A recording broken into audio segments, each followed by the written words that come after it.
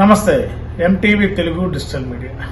ఆంధ్రప్రదేశ్లో 2024 ఎన్నికల్లో రాజకీయాల్లో సరికొత్త మార్పులు కనిపిస్తున్నాయి. అధికారం లేకుండా ఏ రాజకీయ నాయకుడు ఆ రాజకీయ పార్టీలో ఉండడానికి పెద్దగా ఆసక్తి కనపడడం లేదు.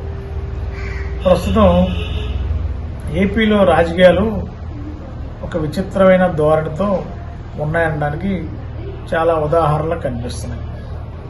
మన వైఎస్ఆర్సీపీలో ఎమ్మెల్సీగా ఉన్న ఉమ్మడి కృష్ణా జిల్లా కైట్లూరుకు చెందిన జయమంగళ వెంకటరమణ గారు వైఎస్ఆర్సీపీ ప్రభుత్వంలో ఎమ్మెల్సీ అయ్యారు.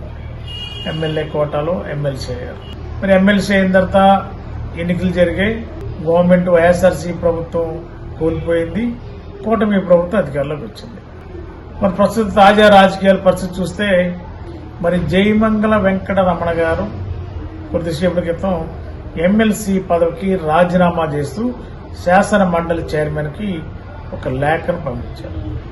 మరి ఎంటీవీ తెలుగు డిజిటల్ మీడియా ఎప్పుడు ఏది చెప్పినా ఉన్నది ఉన్నట్టు చెప్పడం, పర్ఫెక్ట్ గా చెప్పడం, జరగబోయేది ముందే చెప్పడం ఎంటీవీ ప్రధాన సంకల్పం, లక్ష్యం కూడా.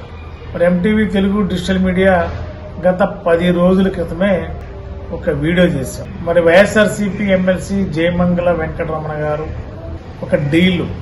ఒక వ్యక్తి డీల్లో మరి ప్రకాశం జిల్లా ఒంగోలు చెందిన మరి మాజీ మంత్రి బాలినేని శ్రీనివాస్ గారు జనసేన పార్టీలో చేరడం, మరి ఆయనకి ఆ జిల్లాలో ఉన్న రాజకీయ వ్యతిరేక పవనాల వల్ల అధికారం అంటే పదవి, ఏదో ఒక పదవి, చట్టబద్ధతో కూడిన పదవి ఉంటేనే ఉమ్మడి ప్రకాశం జిల్లాలో మళ్ళా పాత రోజులు తన రాజకీయ పరంగా ఉన్న బలాన్ని పెంచుకునేలా ఉమ్మడి ప్రకాశం జిల్లాలో బాలినేని శ్రీనివాసరెడ్డి గారు ప్రయత్నం చేస్తున్నారనేది ఎంటీవీకి అందిన సమాచారం.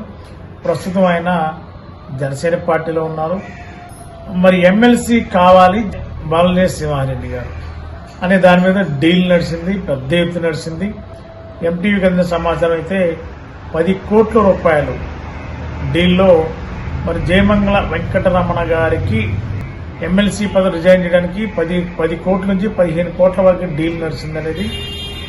ఈ 10 కోట్లకి ఫిక్స్ అయ్యి రిజైన్ చేసి మన అమౌంట్ కూడా బాలినేని బ్రదర్స్ వద్ద నుండి జయమంగళ వెంకటరమణ గారికి ఇచ్చేటట్టు ఒక శాసనసభ్యుడి యొక్క ముఖ్య అనుచరులు కీలక పాత్ర పోషించారనేది ఎంటీవీకి అందిన సమాచారం.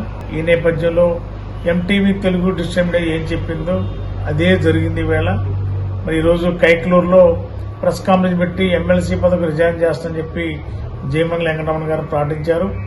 మరి ఎమ్మెల్సీ పదవిని మరి జనసేన పార్టీలో ఉన్న మాజీ మంత్రి బాలినేని శ్రీనివాసరెడ్డి గారికి వచ్చేలా రేపు జరిగే ఎన్నికలలో మరి నోటిఫికేషన్ ఇచ్చిన తర్వాత బాలినేని ఎమ్మెల్సీ అవడానికి మార్గం సుగమం అయిందనే దానికి మరి జయమంగళ వెంకటరమణ గారు రిజైన్ చేయడమే స్పష్టంగా కనిపిస్తుంది.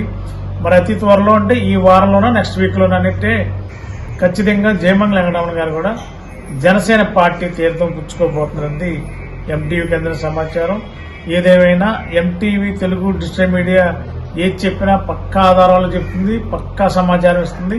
అదే జరిగింది. ఈవేళ ఎమ్మెల్సీకి రిజైన్ చేశారు జయమంగళ వెంకటరమణ గారు. అదే ఎమ్మెల్సీని బాలినేని శ్రీనివాసరెడ్డి గారికి ఇచ్చేలా నోటిఫికేషన్ వచ్చిన తర్వాత ఆ పదవికి పోటీ చేసేలా, పదవి ఆయనకి ఎంపిక చేసేలా మరి జనసేన పార్టీలో ప్రముఖులందరూ కూడా చక్రం తిప్పే ప్రయత్నం జరుగుతుంది. మరి త్వరలో మరి జయమంగళ వెంకటరమణ గారు కూడా వైఎస్ఆర్సీపీ గుడ్ బై చెప్పి జనసేన పార్టీలో చేరడం ఖాయం. బాలినేని శ్రీనివాసరెడ్డి గారికి ఎమ్మెల్సీ అవడం కూడా దాదాపుగా లైన్ క్లియర్ అయినట్టే. కానీ అధికారికంగా ఆ పార్టీ అధినేత పవన్ కళ్యాణ్ గారు ప్రకటించాలి. నోటిఫికేషన్ వచ్చిన తర్వాత ఎమ్మెల్సీగా జనసేన పార్టీ నుండి బాలినేని రంగంలో ఉండే అవకాశం ఉంది. మరి ఓ పక్క ఒక ఎమ్మెల్సీ రిజైన్ చేయడం, అదే ఎమ్మెల్సీకి జనసేన పార్టీలో ఎమ్మెల్సీ తీసుకోవడం, మరి జయమంగళ కూడా త్వరలోనే జనసేన పార్టీ తీర్థం పుచ్చుకోవడం ఖాయమన్నది సుస్పష్టంగా ఎంటీవీకి అందిన సమాచారం. ఎంటీవీ ఏది చెప్పినా చాలా క్లియర్ గా ఉన్నదన్నట్టు చెప్పడం మా లక్ష్యం. ఇవి ముందే చెప్పాం, అదే జరిగింది. జయమంగళ వెంకటరమణ గారు రిజైన్ చేయడం, ఆ ఎమ్మెల్సీ బాలినేని గారు తీసుకునే ఒక ఒప్పందం 100% సక్సెస్ అయిందనేది ఎంటీవీ మరి గతంలో చెప్పిన విధంగానే ఇప్పుడు అదే జరిగిందనేది మా అభిప్రాయం.